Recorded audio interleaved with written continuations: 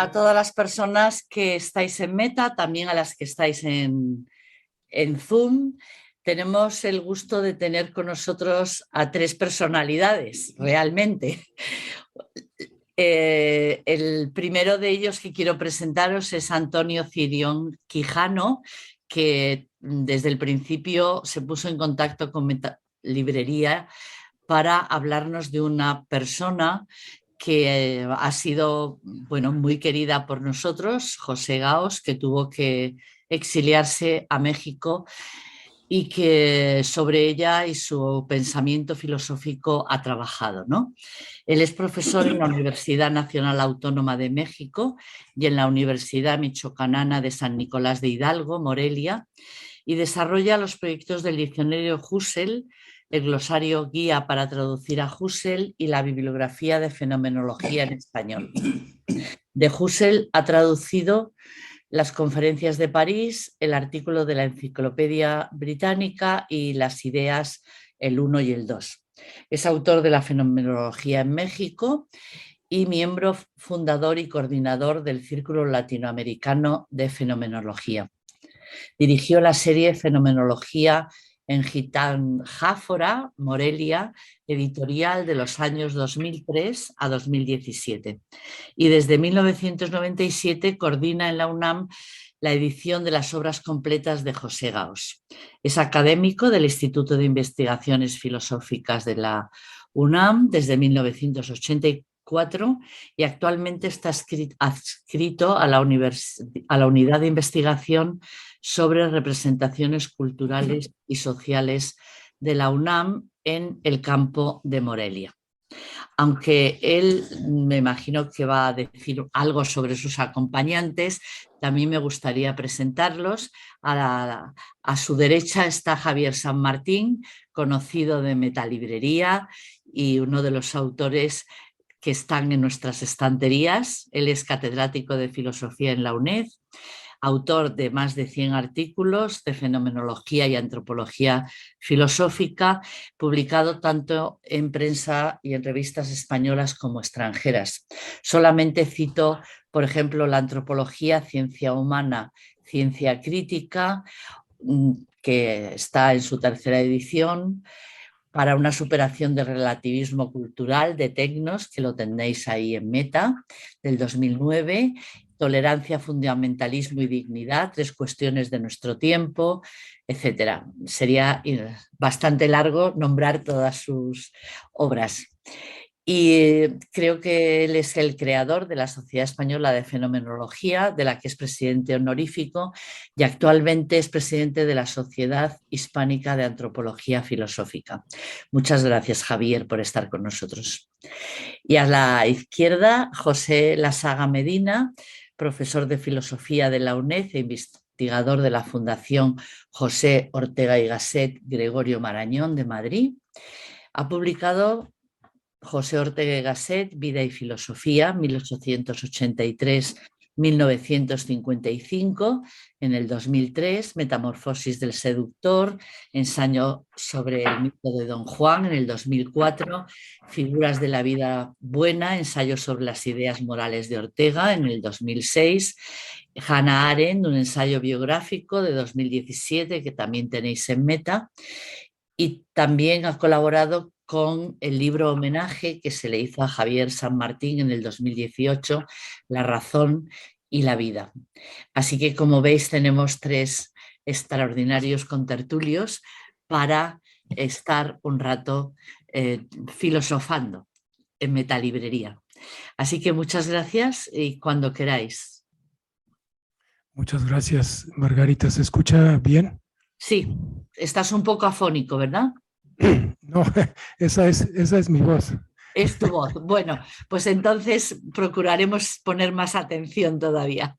Bueno, hablo directamente al micrófono. Pero está encendido, ¿no? Sí, sí, es correcto. Bien, bueno, muchísimas gracias desde luego a ti por acoger esta presentación de este libro. Y no me queda más que decir, la presentación de mis colegas está ya hecha. Lo único que yo agregaría es que son un par de buenos amigos españoles que pues han tenido la generosidad de aceptar acompañarme aquí en esta presentación, y los dos son cada cual en lo suyo autoridades en esta materia de José Gauss y pues digamos el mundo alrededor de José Gauss, que es muy amplio, y hemos nosotros pensado que simplemente hablaremos cada uno, primero ellos como presentadores, después yo haré algunos comentarios y le daremos oportunidad al público, tanto los que están aquí como los que están en la sesión en Zoom. Entonces, bueno, pues sin más, Javier San Martín tiene ahora la palabra.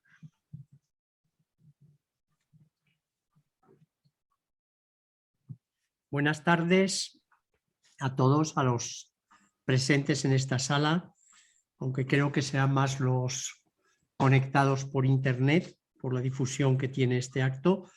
Yo iba a hablar, pero prefiero leer porque me han tasado bastante el tiempo. Entonces, leyendo no me perderé demasiado. Y ante todo, pues quiero agradecer esta oportunidad que se nos ha brindado de pasar un buen rato con amigos muy queridos, en un momento en el que esperemos que la pandemia la vayamos superando. Y estar con amigos, además, en este sitio, en Metalibrería, donde Noé organizó hace unos años 2 sesiones donde discutimos problemas relativos a la fenomenología bastante semejantes a los que vamos a tratar hoy. Compartir esta mesa con Antonio Cirión y Pepe Lasaga es para mí un verdadero placer. Además, para una celebración como esta, presentar el libro de Antonio, El sentido de la vida, o el sentido de la filosofía, estudios sobre José Gauss, y todo contribuye verdaderamente a hacer este acto un acto verdaderamente gozoso. Y hablo de celebración, porque el libro que vamos a presentar, que tenemos delante, es un libro que se imprimió a finales de noviembre del año pasado, pero que debió de empezar su trayectoria, según he podido deducir, hace 5 años. Lo deduzco de la presentación de Jethro Bravo, que es de enero del 2018, y luego alguna nota indiscreta de Antonio en algún artículo en el que dice nota 2017 para este libro, lo cual quiere decir que en el 2017 ya estaban fraguando el libro, y por tanto ver en la presentación en el 2022 un proyecto que se fragua hace 5 años es verdaderamente una auténtica celebración, y por eso pues este acto es verdaderamente bonito. Dicho esto, quiero empezar indicando de la oportunidad del libro. Todos sabemos la evolución de la recepción de la filosofía de Gauss, tanto en México como en España. El desconocimiento en general que se tiene de esa filosofía, y en un momento en el que tanto la filosofía, la fenomenología en el mundo hispano e iberoamericano, como en la filosofía de Ortega, están creciendo de manera considerable, volver los ojos a Gauss me parece muy pertinente y oportuno. En ese sentido, esta publicación sin duda contribuirá de modo decisivo e importante a fijarse en la filosofía del pensador de Oviedo, con mejor conocimiento de lo que implicaba ese pensamiento, lo que su filosofía representaba. Desde esa perspectiva, me parece un gran acierto esta publicación y además muy necesaria. Es cierto que todos los textos ya estaban publicados, menos uno de ellos que yo ya se lo había oído en la UNED en Madrid, pero reunidos en un único libro adquieren una cualificación y una utilidad muy superior a la que tenían antes. Todos no eran fácilmente asequibles. Yo personalmente conocía un buen número de ellos. Alguno, como el de la UNED, se lo había oído en febrero del 2010. Y el que se menciona, la novela de Gauss sobre Epifónemo, yo creo que Antonio me lo dio justamente ese año y también lo había leído.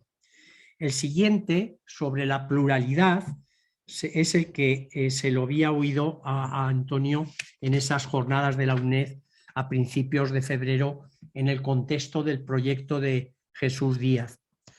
Y el último texto, sobre el rompecabezas de la traducción de Gauss, de ideas, lo conocía yo muy bien porque me tocó formatearlo, cosa que era muy complejo, formatearlo para la publicación en Investigaciones Fenomenológicas el año 2001, además de ser un texto en el que alguna incidencia había tenido yo al señalarle a Antonio Cirión el error garrafal que Gauss comete en un punto concreto de la traducción de ideas. También conocía muy bien el texto de Gauss, Fenomenólogo, y el publicado en el libro editado por Teresa Rodríguez de Lecea en torno a Gauss, titulado Gauss y la única filosofía. Por supuesto, conocía muy bien el capítulo dedicado a Gauss en la historia de la fenomenología en México, texto que creo que leí antes de ser publicado en Gitanjáfora. Me daría Antonio Cirión el texto, no recuerdo porque copia de la tesis no tengo, pero sé que lo había leído antes de Gitanjáfora. Y conocía también las anotaciones de Gauss a las ideas, pero tengo que confesar que de ese texto había leído la presentación de Antonio, pero no había verificado las anotaciones. Con lo que he dicho, creo que he dado alguna pista de mi familiaridad con muchos de los textos de ese libro. Y sin embargo, la experiencia de la lectura de los mismos seguidos es verdaderamente única y radicalmente distinta de ese conocimiento disperso, separado por años de unos artículos respecto a otros. Y con esto entro en el libro. Primero voy a decir que no lo he leído como los artículos se ofrecen en el libro, en un orden cronológico. Lo he leído al revés. Además, empezando por los textos complementarios, primero la estupenda biografía de Gauss, porque siempre conviene tener fresco los datos biográficos a la hora de adentrarse en un autor. Y en el caso de Gauss, esto es mucho más importante por la biografía tan aventurera del personaje. Después leí ese pequeño texto escrito para un momento muy especial en la presentación del tomo octavo de las obras completas de febrero de 1997, aún con Fernando Salmerón en vida. Fernando Salmerón, moriría 3 meses después. Por tanto, ese pequeño texto de 1997 es un poco la carta de presentación pública de Antonio ante la comunidad de seguidores de la edición de las obras de Gauss.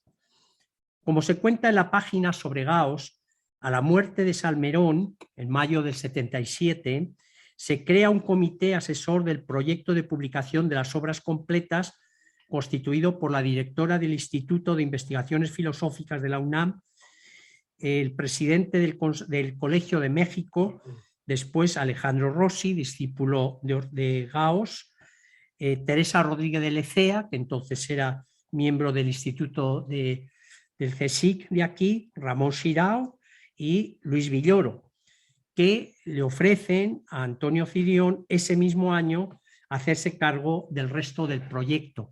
Antonio, que ya había colaborado durante años con Fernando Salmerón en la gestión informática de los tomos anteriores. Y por eso ese pequeño texto de 1997 tiene bastante relieve en este libro. En él, Antonio, ante todo, exhorta a los oyentes a leer a Gauss. En este pequeño texto, que solo se publicará en el año 2000, subraya Antonio un punto que nos da una pista de qué cuáles son uno de los temas que por entonces es tema de sus pesquisas, el método fenomenológico en Gauss. Nos dice que uno de los inéditos, uno de los textos más atractivos de ese volumen octavo, es el estudio de una ponencia de García Maínez en el que Antonio subraya la primera parte, que es el título, Distinciones fenomenológicas previamente indispensables. Ese es el título, en la que Antonio ve, y cito, un ejercicio de fenomenología en acción. Fin de la cita.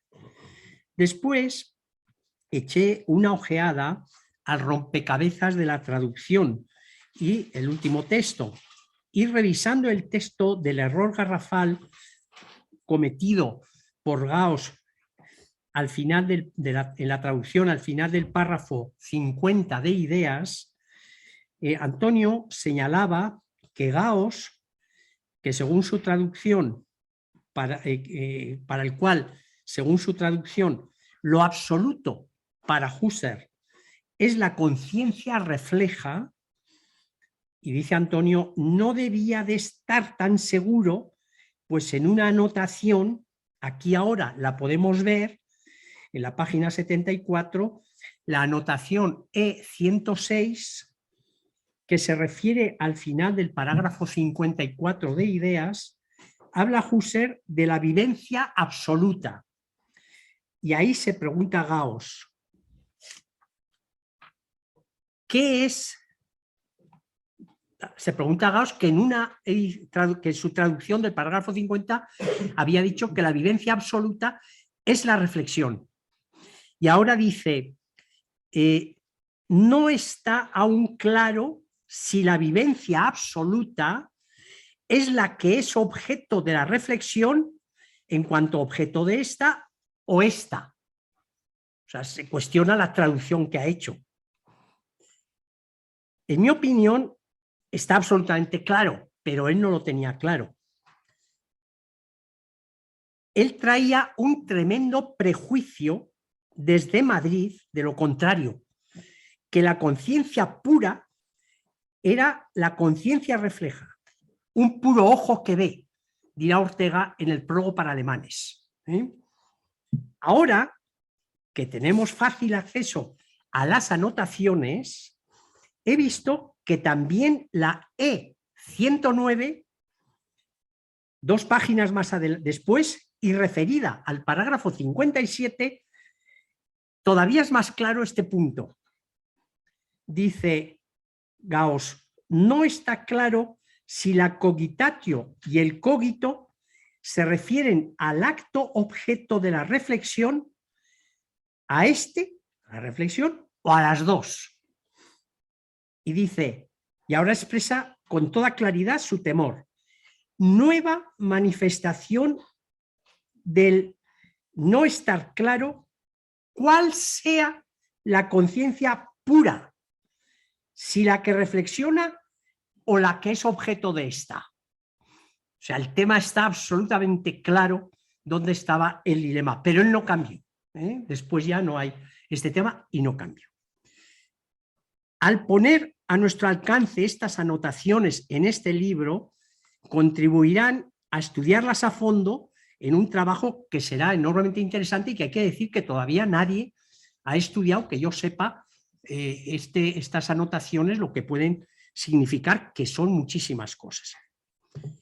Una vez que leí esos textos, paso ya a los más recientes desde el convencimiento, que serían los más interesantes y tal vez para mí los más desconocidos. Entonces vi que en el libro que refleja el trabajo de Antonio Cirión sobre la filosofía de Gauss, había dos etapas que se reflejan muy bien en el libro. Los 3 últimos textos son del año 2010. El que lee en la UNED, que lo lee el 4 de febrero del 2011, por tanto, es también escrito en el 2010. Y estos son, vamos a decir, los textos de madurez del estudio de Cirión sobre Gauss. Los 2 anteriores, Los dos que publican la Enciclopedia Iberoamericana de Filosofía, aunque separados uno del otro, son en realidad están en conexión y deberían ser leídos juntos. El primero de ellos se publicó en 2003, por tanto se escribiría en la época todavía a poco tiempo de haber presentado la tesis doctoral. El otro varios años después, pero teniendo en cuenta ese texto, se publicó en 2007, teniendo en cuenta ese texto, varios vemos así que hay un hueco de publicaciones sobre Gauss desde el primero de la Enciclopedia Iberoamericana y este que es el segundo de otro número de la Enciclopedia Iberoamericana. Pero en ese intervalo, del 2003 al 2008, se publican cuatro textos, me parece, de las obras completas. El 3, el 4, el 7 y el 15. Uno de ellos con prólogo también de Antonio Cirión. Ya nos quedamos con la primera parte de los textos. Los textos, vamos a decir, más de base. El primero, ese trabajo inmenso de transcribir las anotaciones de Gauss de su ejemplar de las ideas, que es el que apareció en la Enciclopedia de García Maínez, y que son enormemente interesantes. He citado ya dos que nos dan una pista de cómo entendía Gauss y la Escuela de Madrid, porque ese punto es muy importante, la conciencia pura, porque toda la interpretación de la fenomenología depende de ese concepto, y si ese concepto lo entiendes mal, pues entiendes todo mal. Y ahí está la clave, ¿no? Cómo entendía la conciencia pura. Gauss se pregunta por ella, pero no llegó a cambiar de opinión respecto a la traducción de las ideas. Cuando Gauss hace esas anotaciones, ya tiene toda su filosofía fraguada. Y este dato es enormemente curioso. Se ve en las anotaciones sobre la soberbia. Siempre que Husserl habla de principios, que la fenomenología trata del principio, o que Husserl dice, quienes entienden así del idealismo no me han entendido. En esos casos, Gauss anota soberbia. Lo cual quiere decir que ya tenía muy clara la noción de soberbia. También se ve la pésima comprensión que tiene del idealismo trascendental. Este es el primer texto de Antonio Cirión sobre Gauss, de 1994. Salió en 93, en Ya no ya, pero realmente salió en 94. Al año siguiente, en 95, sale la versión inglesa en el Husserl Studies. O sea que es un artículo que ha tenido su difusión. Pero desgraciadamente, que yo sepa, no sé si sabrá Antonio, no hay trabajo sobre estas anotaciones que por lo que he citado tiene mucho relieve, ¿no? El texto siguiente, leído en el homenaje a Fernando Salmerón en 1995, es consecuencia del anterior, pues para Antonio, ya plenamente entregado desde hacía años a la revisión de la desaparecida, a la revitalización de la desaparecida fenomenología en México, le interesa ver qué hay de fenomenología en Gauss. En realidad, todos los textos, de una u otra manera, tocan este tema, porque la función del método fenomenológico es una cuestión fundamental de la filosofía de Gauss. Este artículo, es Gauss fenomenólogo, en parte se integra en la tesis doctoral de Antonio Cirión sobre la fenomenología en México, lo avisa el autor. Esta ponencia surge de un trabajo de investigación que está apenas en sus inicios. Página 87.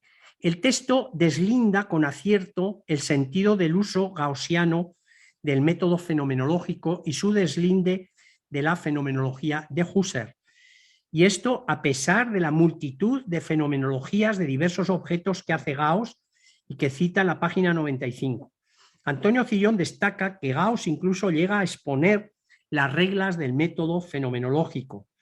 Sin embargo, no se reprime ya en este texto primero, aunque ya en el texto anterior sobre las anotaciones apunta a las limitaciones de la comprensión gaussiana de la fenomenología, pues desde ese primer texto Cirión señala que Gauss considera la reducción eidética como una aplicación de la epogé, cosa que, por cierto, está también en Ortega en el artículo sobre el concepto de sensación.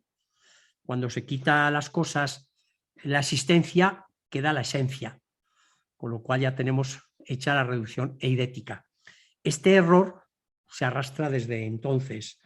Y Antonio comenta también que muchas veces añade el calificativo de eidética a la reducción fenomenológica, a pesar de la clara conciencia que Gauss tiene de la diferencia entre ambas, entre la fenomenológica y la eidética. Pero lo importante es que el resultado de la reducción trascendental fenomenológica es una conciencia trascendental ideal.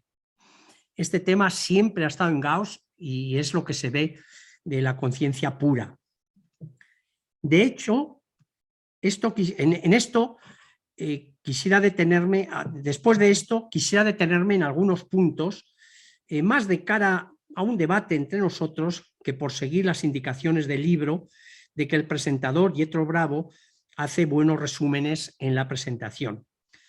Si nos atenemos a lo que he dicho, en el libro podríamos distinguir esas dos partes, con un tránsito de una a la otra.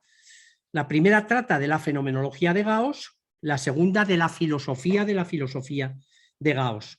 No quiere decir que no se toquen puntos de las otras, porque ambos están inmiscuidos, solo que el peso recae en uno o en otro tema. Entre los dos están los dos artículos sobre la metafísica, el 5º y el 6, los dos publicados en la Enciclopedia Iberoamericana. En el primer conjunto de textos destaca la comprensión gaussiana de la fenomenología con patentes errores. Ya he mencionado el grave error, por otra parte, orteguiano, de hacer de la conciencia refleja la conciencia pura y lo absoluto. Es un error que invalida toda la fenomenología. Con este punto se une la crítica a Husserl, crítica que no es de la tesis doctoral, y este punto es muy importante, sino de los años que siguen a la tesis doctoral, del 29 al 32.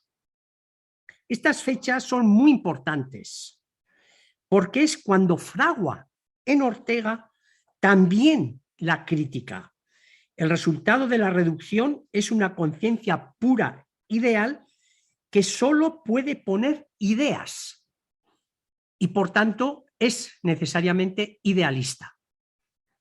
Y esto fragua Gauss del 29 al 32, que es justo los años en que Ortega fragua también esa crítica. Por eso creo que es muy importante estos datos para ver de dónde sale esta idea de Gauss de la conciencia pura ideal. Husserl considera los hechos psíquicos, esto dice Gauss, Husserl considera los hechos psíquicos y al ser humano como hechos empíricos. Luego no puede ser el sujeto de una legalidad inquebrantable. Lo primero que le dice Gauss es que los hechos psíquicos y el ser humano no son hechos sin más, sino algo trascendental. Lo dirá en el debate con Larroyo, ya en México en 1938. Esta aclaración de Gauss me parece muy importante seguirla y ver qué significa en 1932. El otro punto de la crítica es la existencia platónica de los objetos ideales, que además rigen todo, no la matemática, sino todo. Y esto insiste Gauss. Los objetos ideales descubiertos con existencia en investigaciones lógicas rigen todas las cosas, en una afirmación que debería ser muy matizada. En todo caso, llama la atención que estos puntos no hayan sido estudiados entre nosotros. Este libro servirá para buscar puntos de trabajo que hay que matizar y estudiar en másteres, en seminarios, etc. Pero hay que tener los textos presentes. El punto más importante que resalta Antonio Cirión es el del uso continuo de Gauss del método fenomenológico para hacer fenomenología de cantidad de cosas.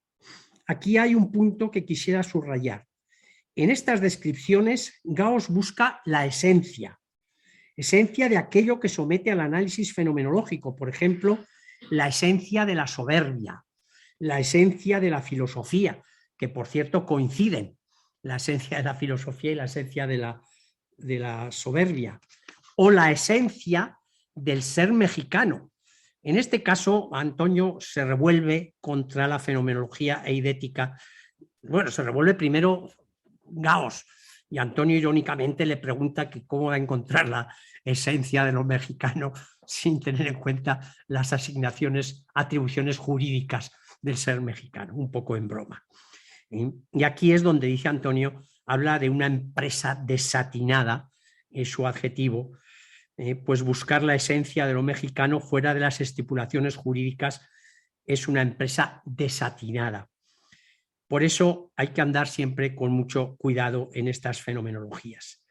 Pero hay un punto que a mí me parece interesante subrayar, el concepto de, cito, fenómenos por excelencia. Cuando los describe, se está viendo que para Gauss esos fenómenos son fenómenos para alguien. Pues habla, no es cita, perdón. Pues habla de presencia y desaparición. O sea, fenómenos por excelencia no son los fenómenos normales, sino fenómenos de objetivación, es la palabra que utiliza, es decir, de presencia y desaparición, y un poco más adelante es de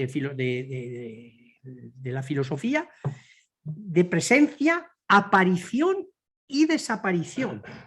Y claro, la presencia, la aparición y desaparición es para alguien.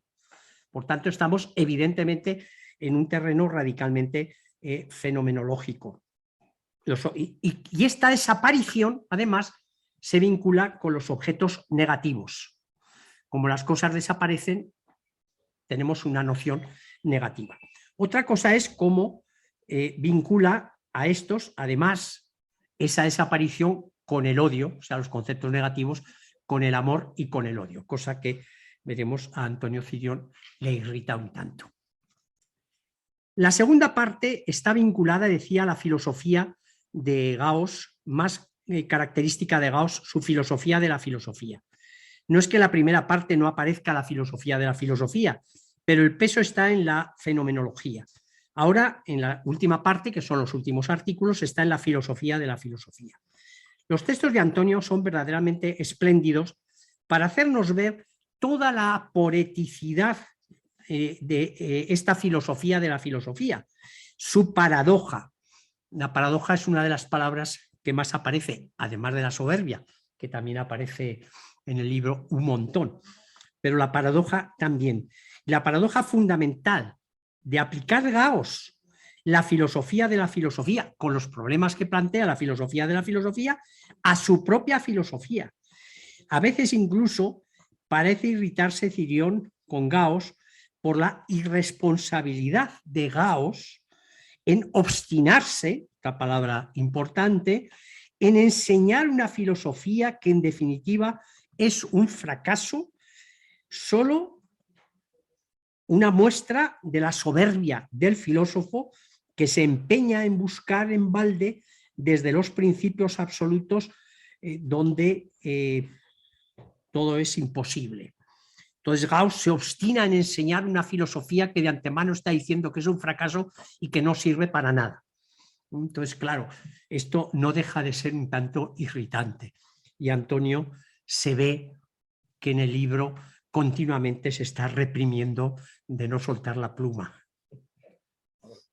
En esta segunda parte del libro es muy interesante cuando Antonio va señalando los textos fundamentales de ese desarrollo de la filosofía de Gauss, empezando por la conferencia de Valencia, impresionante, de 1938, lo que demuestra que Gauss va a América, cosa que Agustín Serrano de Haro ya lo indica en el prólogo a los 2 volúmenes del tomo primero, que cuando va a América ya Gauss lleva de bagaje la filosofía de la filosofía ya fraguada.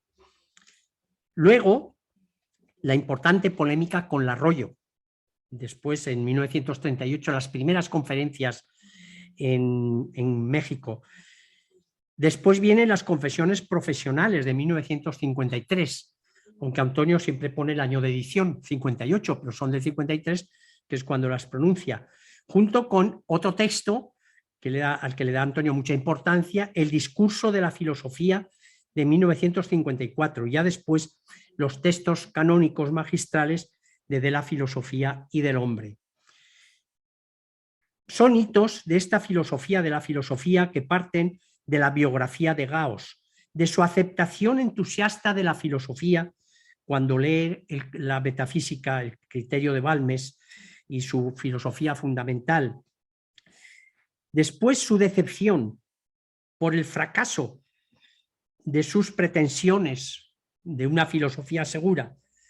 Y sin embargo, después del fracaso, la obstinación en esa filosofía, este ciclo infernal en el sentido de la palabra, por diabólico, sustentado por la equivalencia fundamental de la filosofía con la soberbia, es uno de los puntos fundamentales de la filosofía de Gauss, que Antonio Cirión resalta con todo el dramatismo con el que Gauss tuvo que vivir la implacable autoaplicación de esas teorías a su propia vocación y profesión.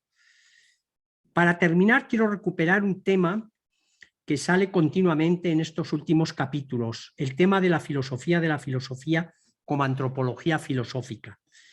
Ya el hecho de definir la filosofía como resultado de la soberbia reduce la filosofía a la antropología filosófica, porque la filosofía es un tipo de saber resultado de una actitud soberbia. Solo porque hay hombres soberbios hay filosofía. Esta es la tesis básica de Gauss, que hay que tomársela en serio, aunque dice, hay que tomársela en serio. Esta antropología filosófica es, cito, una exhibición de la constitución metafísica del hombre. Fin de la cita. Aunque como metafísica no pasa de quedar sometida a todas las descalificaciones que le atribuye Gauss a la metafísica, que como trata de objetos no fenoménicos, pues trata de la nada.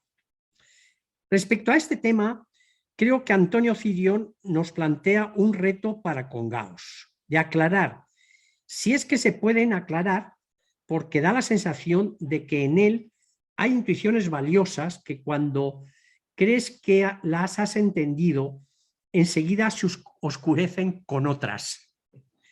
La antropología filosófica termina con el antinomismo, nos decía Cirión. No, la antropología filosófica termina con el antinomismo. Entender esto ya es todo un problema. Este antinomismo es entre idealismo y realismo.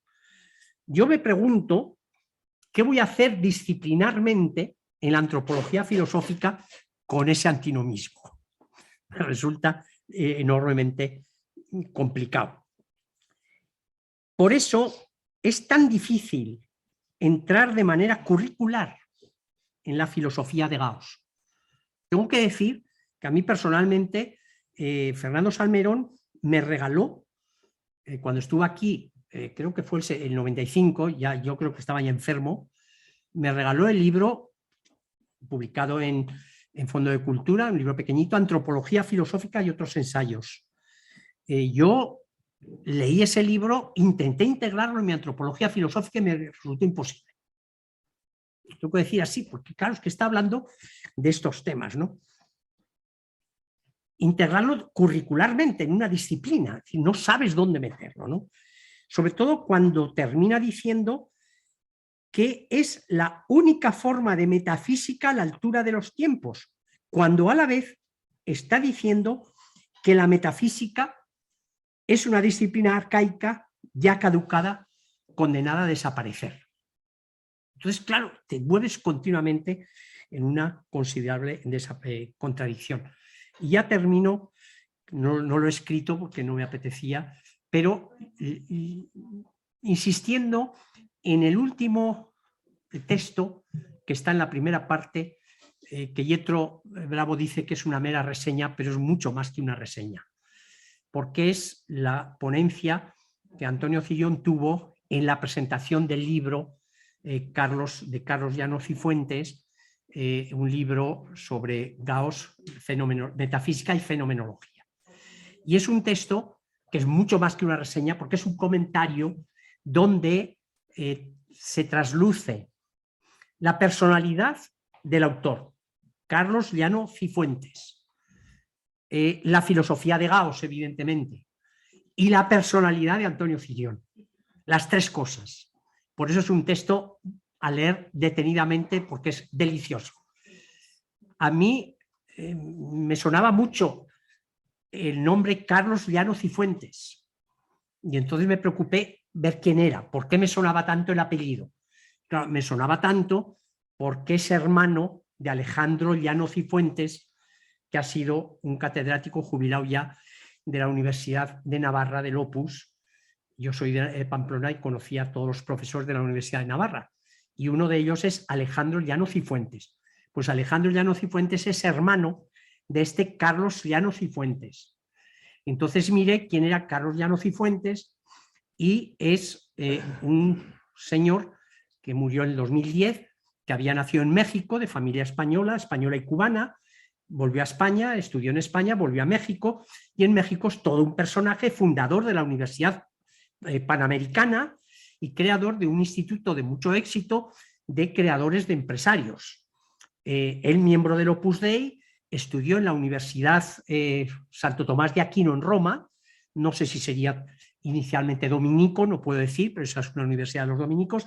Tienen también un hermano obispo, el profesor de la Universidad de Navarra también es del Opus Dei, el profesor el obispo también era del Opus Dei, o sea, una familia Opus Dei. Bueno, pues este señor, Carlos Llano Cifuentes, era discípulo de Gauss, y eso es lo que llama poderosamente la atención.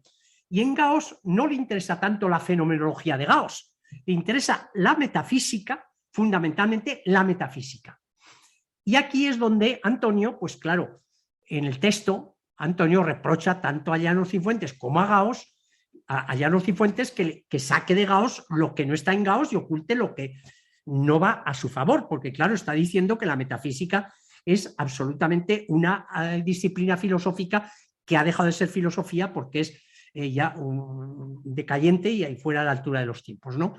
Y por otra parte, pues el libro, Antonio exalta el libro como los análisis que tiene, porque entre otras cosas el libro integra otro libro sobre el origen de los conceptos negativos, que es uno de los textos más importantes de Antonio de Gauss, donde también la propuesta de Gauss es que los conceptos negativos surgen de que en la vida existe el odio. Y Antonio pues ahí se irrita mucho y dice qué diablos tiene que ver esto. Y cambio, Llano Cifuentes intenta por todos los medios, incluso con una cita del libro del hombre, que corta dos pedacitos dejando el que no le interesa, y Antonio le reprocha el hacer ese corte y pega, dejando lo que no le interesa, ¿no?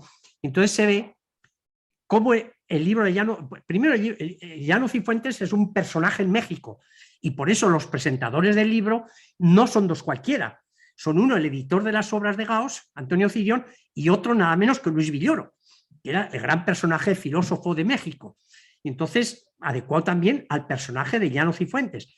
Pero por otra parte, la ponencia de Antonio se ve claramente cómo le irrita, admirándolo también al libro de Llano Cifuentes, que es una persona ya por entonces mayor, murió al año siguiente de esa presentación, o el mismo año de la presentación, y le irrita el libro, lo exalza, porque además tampoco hay libros sobre Gauss, y mucho menos de la entidad de ese libro, ¿no? Y también le irrita las propias tesis de Gauss que aparecen en el libro, pero que él, Llano Cifuentes, no la critica. Por eso ese artículo, que es el último, es una especie de síntesis de toda la problemática de Gauss, y bueno, tiene el mérito de decir que una persona del Opus Dei en México, vinculado además a un profesor de la Universidad de Navarra, también del Opus Dei, es el único libro que se ha publicado en México sobre la filosofía de Gauss en una orientación, vamos a decir, diametralmente opuesta a la del propio Gauss, pero reconociéndole a Gauss también como filósofo, pues, que hay que estudiar y que merece ser tenido en cuenta. Bueno, pues por mi parte he terminado y muchísimas gracias por esta oportunidad. Gracias a vosotros.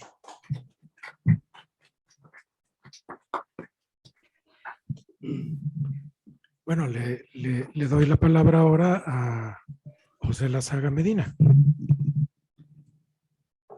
Muchas gracias a Metalibrería por organizar el acto, a Antonio Cirión por invitarme, a los presentes del cuerpo presente y a los virtuales que nos estarán escuchando. Como yo hace mucho tiempo que conozco a Javier San Martín, había previsto dos cosas. Primero, que me iba a dejar sin tiempo, como efectivamente así ha sido, y en segundo lugar, que iba a hablar mucho de fenomenología.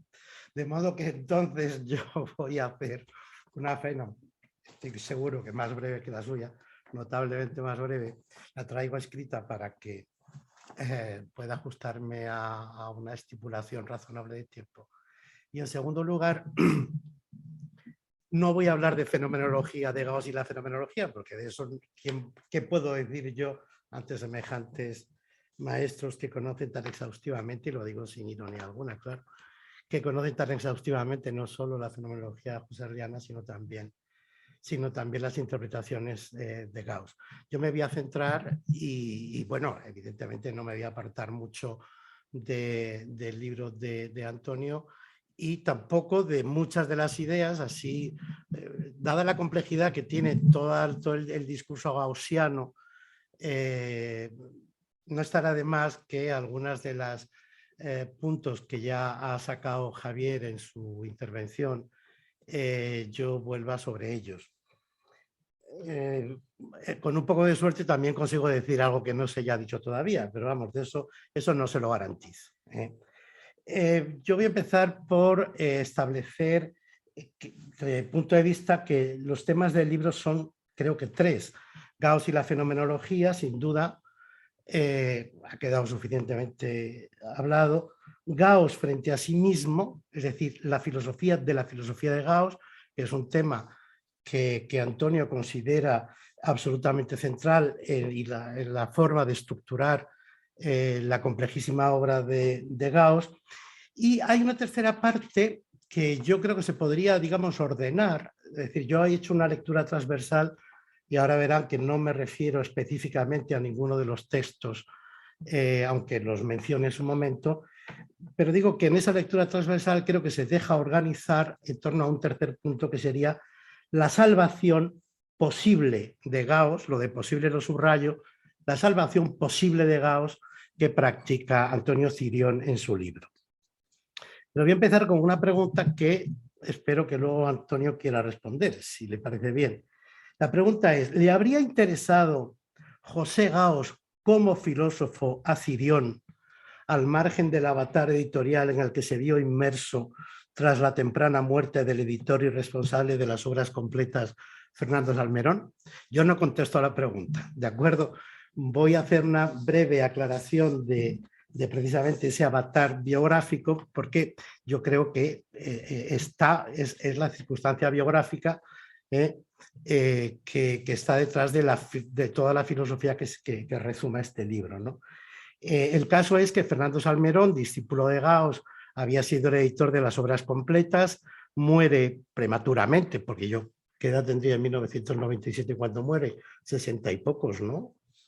70 o alrededor de 70 años. De los 19 volúmenes previstos, ya él había conseguido publicar, faltaban por publicar 8 volúmenes. Entonces, nada menos, 8 volúmenes, casi la mitad de las obras completas han sido responsabilidad directa de Antonio.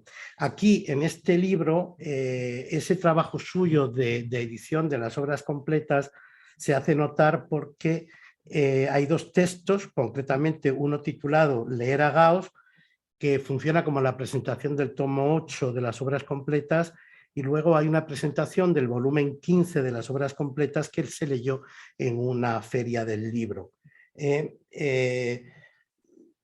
Después de que el libro estuviera terminado, él editó el volumen 1 de las obras completas de Gauss en 2 tomos, que yo creo que tiene más de 1500 páginas, ¿no? En torno a 1500 páginas, calculo yo que tiene, es decir, un trabajo de edición de estos de caerse de espaldas, y él mismo, según nos ha contado y según cuenta una nota perdida en el libro,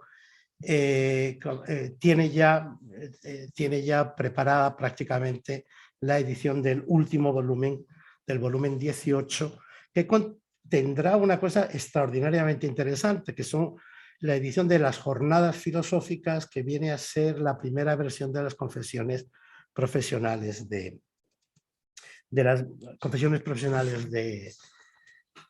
Gauss. Bueno, dicho esto, yo voy ya a leer directamente y aclarado a qué me refiero con lo del avatar biográfico de la edición de obras completas.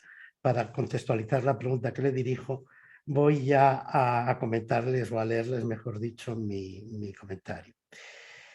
Bueno, hay un aspecto del que sin duda se habría ocupado Cirion tan a fondo como lo ha hecho en este libro, que es la relación de Gauss con la fenomenología en diversas facetas, como traductor, profesor, expositor y como reflexionador sobre problemas, límites y alcances de la fenomenología. Y esta es la cuestión que interesó a Cirion de especial manera. Pero lo que le interesó de especial manera fue si la fenomenología es, como dice Gauss, una metafísica. Y Cirion le hace notar a su lector que en ningún momento Gauss da pruebas de que efectivamente Husserl montara un pensamiento metafísico sobre su filosofía fenomenológica. Cirion es tan fiel a los textos de Gauss que casi tenemos la sensación de estar leyendo directamente al filósofo. No le ahorra críticas, pero lo hace con suavidad y sin levantar la voz. Bueno, hay una excepción, también lo ha comentado Javier, que es cuando comenta la tesis gaussiana de la filosofía como soberbia luciferina. Lo que no hace Cirion ante Gauss es criticar desde arriba, sino que atendiendo a la protesta del eco que se hace de su maestro Husserl, procura estudiar a Gauss desde dentro, siempre. Y siempre que pudo arroja luz sobre el enrevesado estilo de un Gauss que parece haber aprendido a escribir en la escuela de los conceptistas más arcanos del siglo de oro. Esto es lo que nos dice Cirion de los modos de decir gaussianos. Señala que es todo un reto leer a Gauss y que hay que aprender a librar los escollos, se sirve de esta metáfora marina, como si se tratara de una navegación procelosa, de un estilo, comillas, dominado por un afán de precisión personalísimo y barroco, pero con paciencia se consigue que el inescrutable enmarañamiento se vaya convirtiendo en un tejido complicado y rico, pero ya claro, que el tema mismo ofrece ante la voluntad de análisis. Este es el comentario que le dedica Cirion al estilo de Gauss. Pero avisa, esto no significa aceptar sus conclusiones ni compartir su visión global de la filosofía.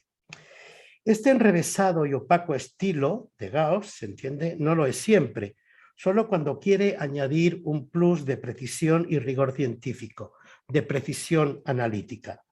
No era incapacidad nativa para escribir en un castellano directo y hasta cierto punto luminoso.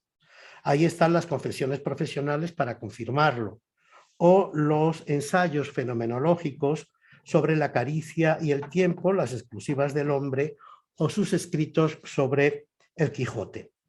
Pero lo que plantea un verdadero misterio biográfico es que tal escritor filosófico fuera, sin embargo, un brillante y seductor profesor en el aula.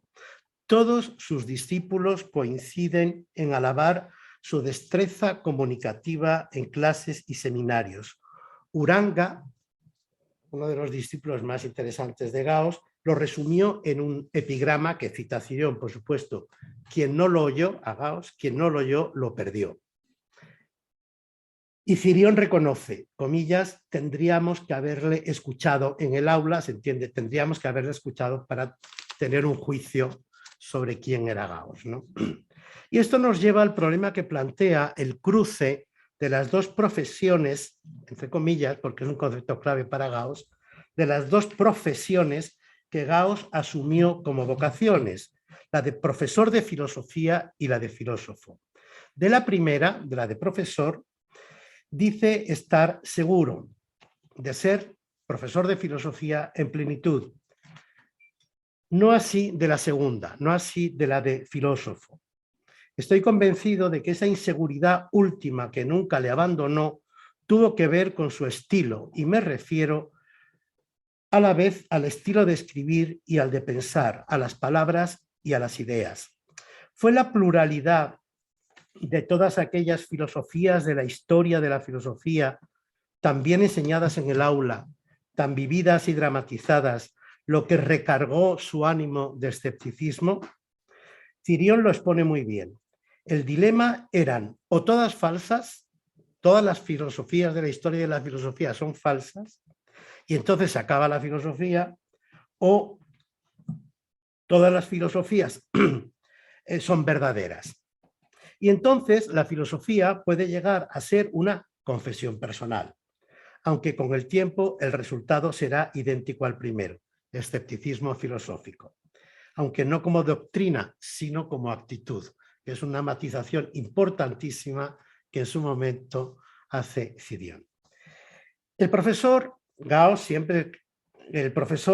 tuvo admiradores y seguidores, pero no discípulos.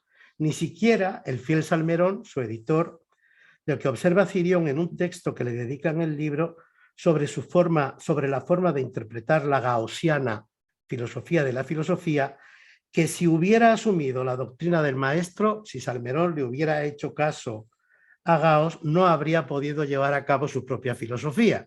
Y cito a Cirión: de haber seguido con mayor fidelidad el pensamiento de Gauss sobre la naturaleza y la validez de la filosofía, Fernando Salmerón no habría podido cumplir con su misión generacional. O sea que la cosa se las trae, ¿no? Pero lo interesante ahora, con la perspectiva que el tiempo nos da, cuando conocemos las trayectorias brillantísimas de los no discípulos de Gauss, los Villoro, Uranga, Rossi, Guerra, etcétera, es reflexionar sobre la paradoja biográfica de esa disarmonía que Gauss consiguió establecer entre sus dos profesiones vocaciones y que Cirión resume así, cito: como un pensamiento tan infecundo pudo motivar o en alguna forma asociarse vitalmente a una labor filosófica que fue en los hechos tan fecunda. No es pregunta sencilla ni de poco alcance, pero no sé si su respuesta o la indagación para llegar a ella, fíjense qué prudente es Cirión, seguiría siendo todavía filosófica y no ya más bien psicológica, histórica o biográfica. Parece dar a entender que entonces ya se desentiende del problema porque no puede hacer un planteamiento filosófico. Bien, hasta aquí la cita de Cirión. ¿Qué le interesa entonces a Cirión de la obra de Gauss, al margen de su tarea de editor y de su posición filosófica como fenomenólogo e historiador de la fenomenología? En México, la tensión en torno a la metafísica como núcleo esencial de la filosofía, cuyos objetos representan lo más necesario a la dilucidación filosófica, y su fracaso diagnosticado ya por Kant al constatar que no había encontrado la metafísica el camino seguro de la ciencia. Si es así, entonces las aporías en torno a la pluralidad de la historia de la filosofía, la tensión entre verdad filosófica empapada de subjetividad y perspectivismo y la dimensión objetiva y científica de la misma, de la filosofía, con su exigencia universalista, la imposibilidad de dirimir racionalmente entre realismo e idealismo como posiciones últimas en la historia de la filosofía, son algunas, y no las he mencionado todas, algunas de las paradojas o las aporías, o las antinomias, como decía Javier, en este contexto aporías, antinomias y paradojas son casi sinónimos, que Gauss reclama como las fronteras irrebasables de la filosofía.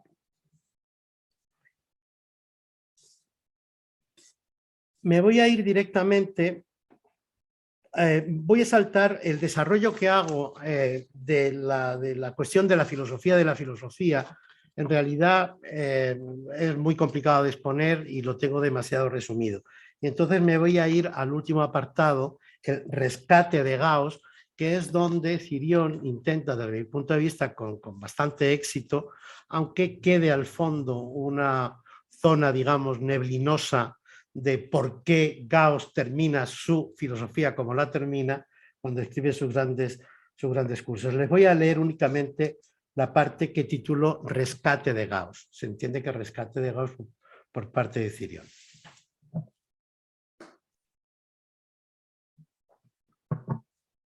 Cirión examina al menos en dos lugares la salida airosa que Gauss no eligió, aunque la pensó con claridad y la tuvo a la vista, al menos en uno de sus dos textos fundamentales, Discurso de Filosofía, también mencionado por Javier, de 1954, y conviene tener en cuenta que es justo de un año posterior a las Confesiones Profesionales, que las dicta, las publica en el 58, también se ha dicho, pero las dicta en 1953.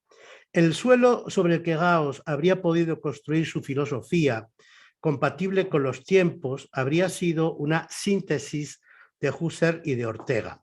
Cito: lo trascendental es nuestra vida, tesis que afirma Gauss en uno de sus primeros cursos que impartió a su llegada a México, el del 38, que consiste en las dos ideas de filosofía que presentó con Larroyo.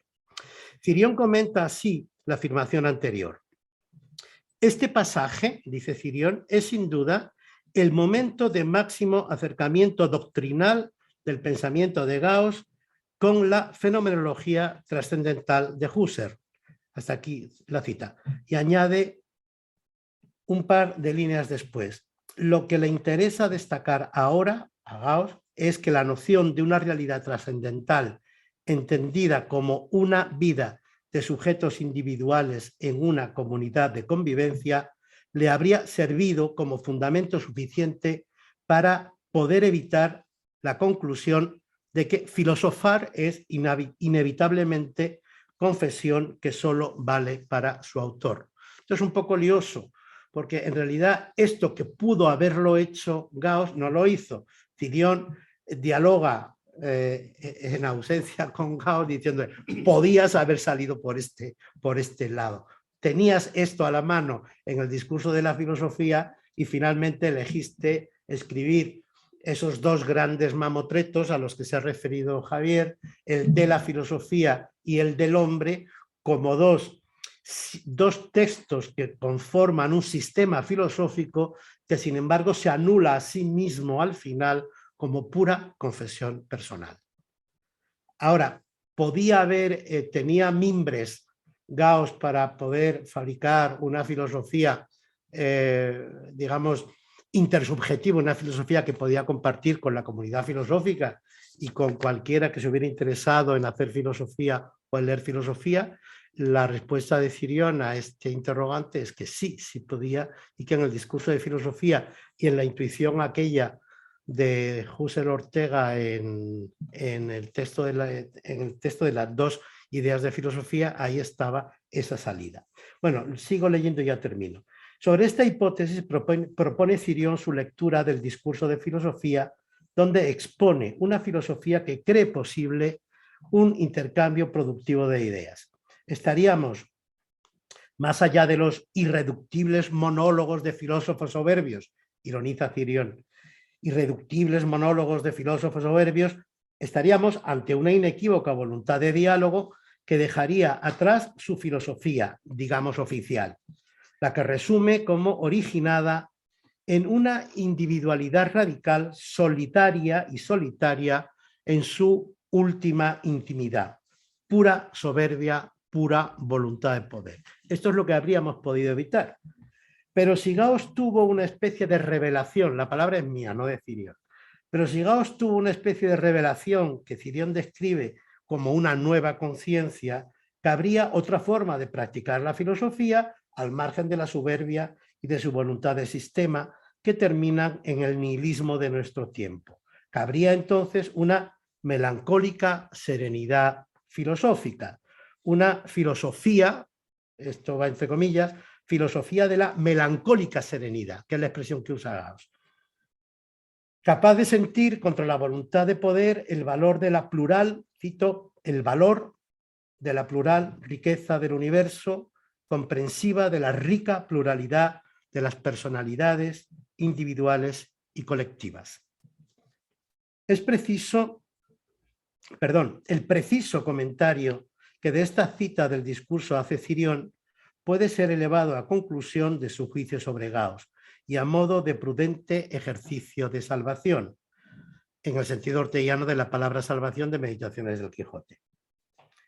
Cito a Cirión: la misión principal de esta única filosofía hacedera hoy es entonces, si interpreto bien a Gauss, la construcción de una nueva comunidad humana en medio del campo que la soberbia de la razón dejó sembrado de individualismo. Hasta aquí la cita. Pero este nuevo ideal filosófico implica no solo renunciar a todo saber y pretensión de saber metafísico, sino adoptar el ideal cartesiano de ver si es posible encontrar algún medio que vuelva en general a los hombres más juiciosos de lo que hasta aquí han sido. Cirión subraya en varios lugares de su libro el interés de Gauss por encontrar una salida desde la razón teórica a la razón práctica en el sentido ético-político. Por tanto, examen de los fenómenos, en última instancia, examen de los fenómenos y clasificación de los mismos. Un tipo de saber que pueda ser compartido y que pueda ser entonces verdad común. Mi conclusión, que no es la de Cirión, mi conclusión es: Gauss decide salvar su afán de veracidad que viene de cómo entiende y sirve a su vocación. Lo prefiere a su afán de verdad objetiva. Lo que Cirión puede compartir en última instancia con Gauss es la actividad filosófica como análisis conceptuales limitados y rigurosos de inspiración filosófica. En mi modesta opinión, concluye Cirión el ensayo Un vistazo a la pluralidad de la realidad, que es el texto que antes Javier también mencionó y que en la presentación que hizo Agustín también valoró mucho. Solo podemos salvar a Gauss, salvarlo de sí mismo, habla Cirión, si hacemos valer contra la filosofía de la soberbia que al final él se creyó destinado a mantener con sus corolarios de incomunicación y de silencio, la filosofía de la serenidad, que es también la filosofía de la solidaridad y la que apunta hacia una nueva comunión. Esto es todo.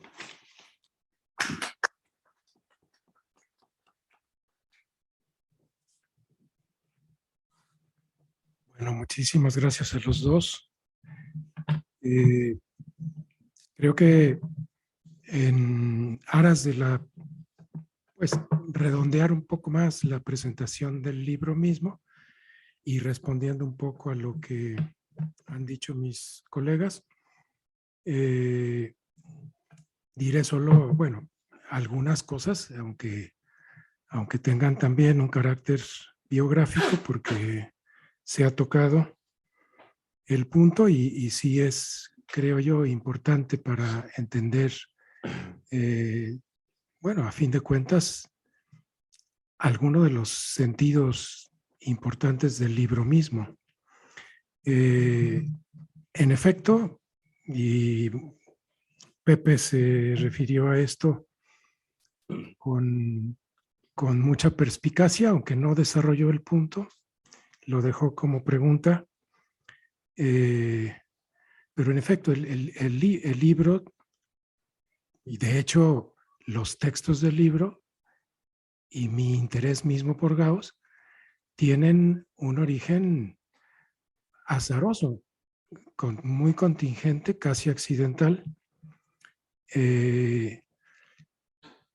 yo trabajaba en el Departamento de Publicaciones del Instituto de Investigaciones Filosóficas cuando allí se estaban haciendo los tomos de las obras completas de José Gaos por parte del director de la colección, Fernando Salmerón, con quien en efecto durante varios años, más o menos de 87, 88, hasta su muerte, 9, 10 años después, trabajé muy cercanamente en la elaboración de los tomos, de varios de los tomos de las obras de José Gaos. Recuerdo en particular pues la elaboración del tomo 2, la elaboración del tomo 5, la elaboración del tomo 13, del tomo 14, bueno, y el tomo 19 también, en fin. Me familiaricé así con el proyecto de las obras de Gaos y una vez que fallecido Salmerón, se me invita a coordinar este proyecto editorial, pues acepto y esto da lugar a que prosiga mi familiarización, digamos, paulatina, muy paulatina y muy progresiva con la obra de Gaos y con su pensamiento. Y que entonces se vayan suscitando en mí cada vez más, pues inquietudes que bueno, son inquietudes de varias índoles, pero las más pertinentes pues son las que tienen relación con el enigma mismo que representaba para Gaos la filosofía y el enigma que representaba para mí la comprensión gaussiana de la filosofía. Entonces, la cuestión del sentido de la filosofía pues estuvo en ese origen de mi interés por Gaos y pues en el desarrollo de lo que pude yo estudiar, analizar, investigar sobre el pensamiento de Gaos mismo.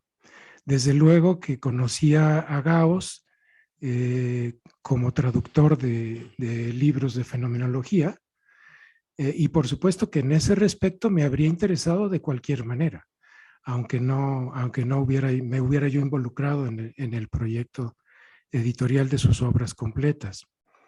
Pero a lo mejor ese interés no habría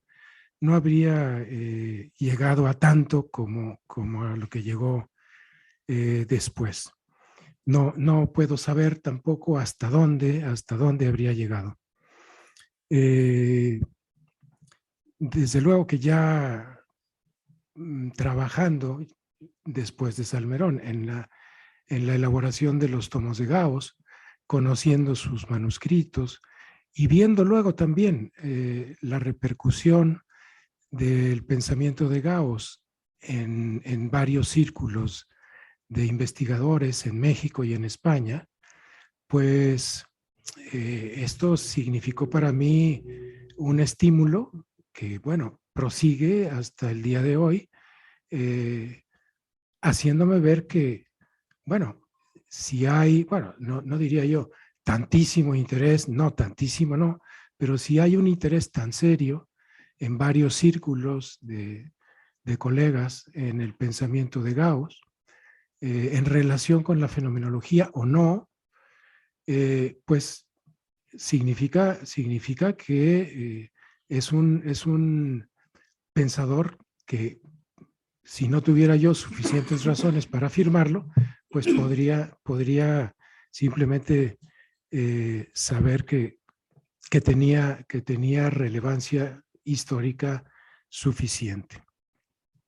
Claro que la misma familiaridad, como digo, paulatina, y que además pues se refleja en los textos, porque como destacó Javier muy bien, estos textos no fueron escritos todos de un jalón, son una obra de varios años y reflejan más o menos bien pues cómo fui conociendo yo mismo y compenetrándome con la obra de Gaos. Hay algunos textos que ahora, bueno, desde luego tendría yo que corregir, pero que no quise corregir por dejarlos como estaban. En mi comprensión de Gauss tenía debilidades, en fin. Y luego esas debilidades las fui corrigiendo, las fui comprendiendo, hasta llegar a cierta madurez, ¿no? que en efecto pienso que está en el texto que Javier mismo destacó, ese texto que es uno de los dos únicos inéditos en el libro, un vistazo a la pluralidad de la realidad desde el pluralismo gaussiano, que fue en efecto la conferencia de clausura de esas jornadas de 2011 del proyecto sobre la Escuela de Madrid en la UNED. Bueno, pero esa misma comprensión, quisiera decir, pues ha sido también un ahondamiento en lo que se puede llamar las paradojas de Gauss. Y aquí, cuando digo de Gauss, pues no me refiero solo a su pensamiento, son las paradojas de su obra, porque también son paradojas de Gauss como figura en general, porque son también paradojas entre su pensamiento y su vida misma, y paradojas que se reflejan en su obra, en sus escritos, pero que no son solo paradojas de su filosofía, sí quizás de su filosofar o de su comprensión de sí mismo, probablemente. Y ahí está una de las claves que también destacó José Lazaga, la comprensión de Gauss de sí mismo, el hecho de que se haya involucrado, que se haya intervenido tanto su propia comprensión en su propia filosofía, pues es quizá una de las características al mismo tiempo más interesantes y que suscitan más paradojas en el pensamiento o en la obra de Gauss. La paradoja quizás central, o más que paradoja, como lo digo yo en esa conferencia, la desgarradura, pues es desgarradura entre Gauss y su propia vida, y la comprensión que tenía Gauss de su propia vida, porque Gauss, dicho desde sus propios escritos, la tarea filosófica, la labor filosófica, el filosofar, era una tarea, una labor inhumana, extremadamente inhumana. Y que la haya, sin embargo, él proseguido con como digo yo en algún texto del libro, con el encarnizamiento con el que la prosigue, y con una voluntad filosófica, digamos, a toda prueba, a prueba de su propia reflexión sobre el fracaso de la propia filosofía, es una verdadera paradoja, casi una clarísima contradicción, pero que al mismo tiempo es el punto que hace a Gauss, pues que le da carácter ante nosotros ahora y que lo hace posiblemente interesante. Es decir, si redujéramos a Gauss al Gauss positivo, es decir, al Gauss que fue un gran traductor, un gran profesor de filosofía, un gran, digamos, profesional de la filosofía que ayuda en México con un esfuerzo de años a profesionalizar la carrera de la filosofía en México, y que tiene tantos estudiantes, tantos trabajos hechos a su alrededor y propiciados por él, y que significó un estímulo tan fuerte para tanta gente importante en la cultura mexicana, no solo filosófica, sino también, digamos, humanística en general. Si solo viéramos a ese Gauss positivo, el Gauss que, dicho entre paréntesis, es el que siempre quiso reivindicar Fernando Salmerón, no diré metiendo un poco bajo la alfombra o escamoteando, pero sí dejando un poco de lado el Gauss que era el gran negador del propio valor de la filosofía. El Gauss que tenía que terminar confesando no solo que la filosofía era confesión personal, sino que por ese hecho de ser solo confesión personal, pues era un trabajo, una tarea, una labor, una disciplina incomunicable, inexpresable y que no podía ser enseñada. Entonces, el gran profesor de la filosofía concluye su filosofía diciendo que la filosofía no se puede enseñar. Entonces, a mí me parece que ahondar en el Gauss paradójico tiene más sentido que hacer a un lado el Gauss negativo, hacer a un lado el Gauss contradictorio y solamente reivindicar al positivo. Aunque el positivo, desde luego, es reivindicabilísimo y hay que reconocerlo así en cualquier circunstancia y en cualquier momento. Y como digo, la paradoja principal de la cual pueda quizá brotar una reflexión para nosotros todavía hacedera, pues es esa desgarradura, diría yo, entre la conciencia del desvalor de la filosofía, de lo que significaba como daño incluso para la vida misma, para la vida concreta misma de una persona, digamos, cualquiera, y sin embargo, pues el encarnizamiento en la filosofía. Y ver cómo en la obra de Gauss, eso es lo que trato un poco de hacer en alguno de los textos, Gauss mismo, a pesar de que, digamos, se decide en este pleito, que es realmente un conflicto, es realmente una pugna entre filosofía y vida, se decide en los hechos por la filosofía, pero dentro de su filosofía quiere hacer ver cómo es la vida la que está motivando esa misma vocación filosófica que termina decepcionada y que termina en este enredo de reivindicarse a sí misma de una manera paradójica. Lo dice, bueno, no lo quiso decir con esa intención, pero me gusta la manera como lo dijo en un momento de su semblanza sobre Fernando Salmerón en el homenaje que se le hizo en el año de 95, uno que fue también discípulo de Gauss y colega, amigo de Fernando Salmerón, Alejandro Rossi, recordando cómo Fernando Salmerón, cuando Rossi estaba comenzando su carrera en la Facultad de Filosofía de la Universidad Nacional, en la Escuela de Mascarones,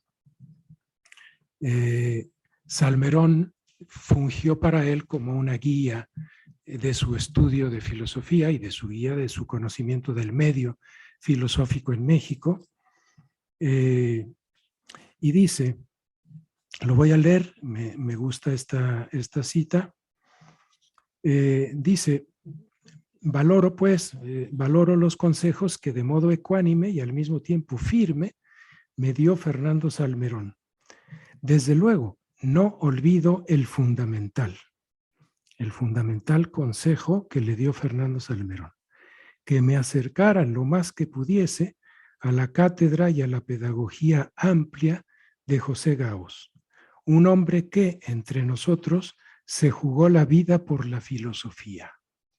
Así lo dice Rossi, y quizá, no sé, no estoy seguro, es posible que sí entreviera lo mismo que yo quiero ver en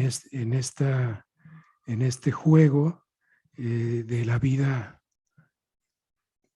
de jugarse la vida por la filosofía.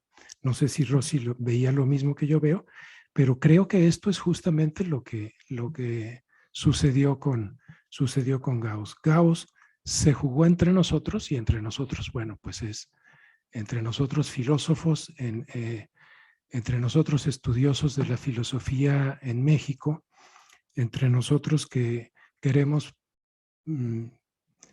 prolongar y tal vez hacer de una manera más profunda, más honda, más seria, una filosofía en español. Eso somos nosotros. Entre nosotros, Gauss se jugó la vida por la filosofía, pero se jugó la vida por la filosofía al mismo tiempo tratando de reivindicar dentro de su filosofía el valor de las motivaciones vitales, y haciendo ver que la pura filosofía, digamos así, clásica, tradicional, metafísica, era una filosofía que tenía que dejarse atrás. Y por eso, bueno, solo terminaré mencionando muy rápidamente, y claro que podríamos seguir comentando estos temas muy largo, pues cuál sería el punto desde el cual yo hablaría de una salvación o de un rescate del pensamiento de Gauss, como pues creo que muy bien lo ha visto Pepe Lazaga en su exposición. Bueno, ese es justamente tratando de estudiar y de entender lo que Gauss enunció como esa única filosofía hacedera a estas alturas de la historia, que era una filosofía ya no metafísica, sino una filosofía que a lo mejor ni siquiera era filosofía, si es que filosofía significaba identificación con la metafísica, y por lo tanto algo ya superado, sino una filosofía que posiblemente era más ciencia humana, más antropología, quizá antropología filosófica, en un sentido que, claro, habría que perfilar, y que no es fácil perfilar a partir de los estudios mismos de Gauss, pero que podríamos nosotros, bueno, si queremos realmente rescatar a Gauss, pues tratar de perfilar un poco mejor, y ayudados también, yo creo, por lo que Gauss consideró muy apresuradamente superado, que es la fenomenología husserliana.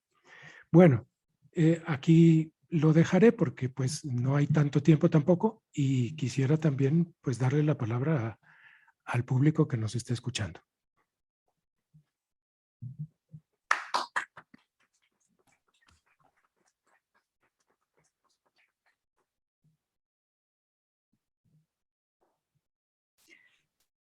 Muchas gracias a los tres por vuestras intervenciones, y bueno, tenemos como para una o dos palabras de alguien que esté ahí delante de vosotros y que quiera intervenir.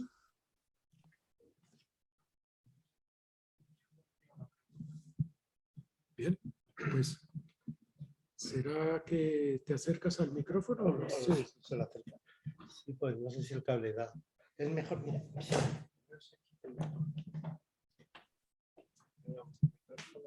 Sí, eso es buena idea.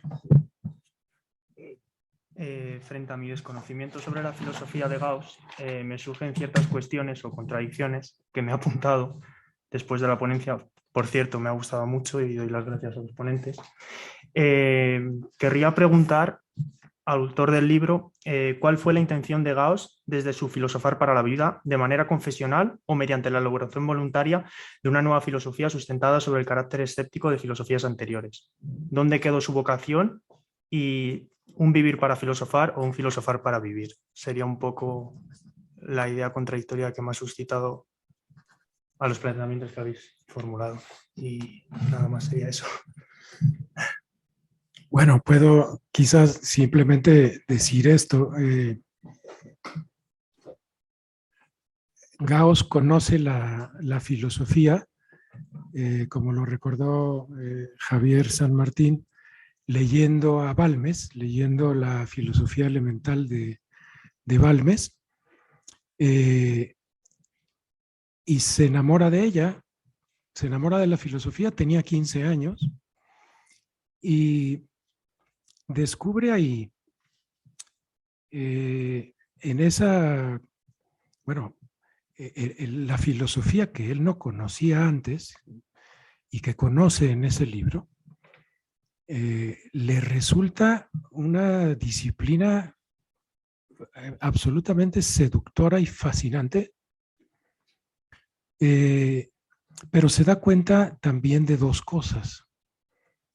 Pues la primera es que el carácter que tiene de seductor lo tiene porque suscitó en él como lector de filosofía,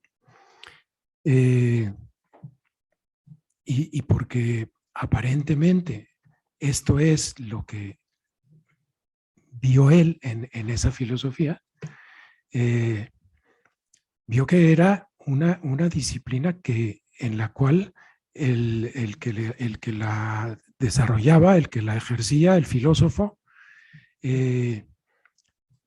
quería colocarse en un punto de vista y en un punto de, no solo de vista, sino además de poder intelectual, pero quizás también a fin de cuentas poder en cualquier otro sentido también, por encima de todos los demás hombres. ¿Por qué? Porque en la filosofía se manejan las cuestiones principales. Las cuestiones principales, desde cualquier punto de vista, son las primeras cuestiones, son las primeras y son las propias del príncipe, las propias del... Bueno, y entonces él ve en la filosofía, en el hacer filosófico, una especie de endiosamiento. Esto es muy temprano, lo ve muy pronto, lo ve prácticamente desde que... Pero la fascinación es tal que él queda ya, digamos así, preso, queda prisionero de la filosofía. Pero al mismo tiempo, el otro aspecto, este aspecto es el que le lleva a concluir finalmente que la filosofía es, digamos, producto de la soberbia. Y de la soberbia luciferina. La soberbia, no cualquier soberbia mundana, es la soberbia luciferina.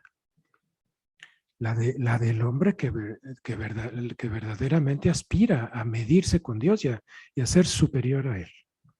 Bueno, pero por otro lado, esa filosofía que se le revela y que él ve que aspira a una verdad superior, una verdad principal, una verdad única además, se ha desarrollado en la historia como una serie de verdades distintas y contradictorias. Entonces él ve este aspecto histórico de la filosofía, que además él empieza a constatar después, o poco a poco, en su propia carrera, cuando empieza a conocer más de filosofía, se da cuenta de que la filosofía que está de moda, que impera en su círculo o en el mundo, en su esfera cultural, es cierta filosofía y a los pocos años ya es otra y a los pocos años ya es otra, y todas las filosofías discuten entre ellas y se contradicen entre ellas, y no hay manera de sacar una sola filosofía. Entonces, ahí lo que ocurre es una decepción. Sufre él una decepción. Claro, su caso personal siempre lo eleva a caso, digamos, casi no solo generacional, sino casi a veces esencial, ¿no? Y entonces él ve que esta decepción es algo así como connatural de la filosofía, pero también es connatural el obstinarse a pesar de la decepción. Y entonces empieza él mismo a preguntarse, ¿y qué es esto que estoy yo haciendo? ¿Y qué es esto que me interesa? ¿Y qué es esta filosofía que tiene estas características? Que está hecha por soberbia, pero que además no logra su cometido de tener una sola verdad, en fin. Y bueno, empieza entonces todo el trabajo de su pensar acerca de la filosofía. Y vivir para filosofar o filosofar para vivir, bueno, él vivía para filosofar y filosofaba pensando que filosofar no servía para vivir y que filosofar servía simplemente para anular la vitalidad propia de una vida que él llamaba concreta. La filosofía era vida en la abstracción. Y sin embargo, bueno, pues él estaba en ese trance de seguir obstinado en esa vida filosófica. Bueno, este es el enredo propio de Gauss. Yo digo, no tenemos nosotros que ceñirnos a él ni que entrar nosotros en ese enredo. ¿Cómo manejarlo? ¿Cómo tratarlo? Bueno, es cuestión de pensarlo, es cuestión de reflexionar.